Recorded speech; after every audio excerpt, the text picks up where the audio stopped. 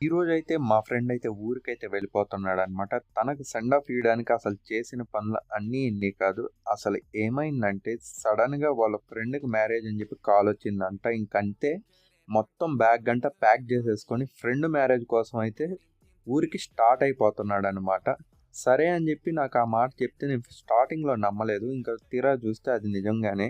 So, ఆ లోపల cricket match వస్తా ఉంటే మా ఫ్రెండ్స్ అంతా చూస్తున్నారు. ఇంక ఊరికి వెళ్ళిపోతున్నాడు అనంగానే అందరూ కూడా రెడీ అయిపోయారనమాట తనకి సెండ్ ఆఫ్ ఇయ్యడానికి.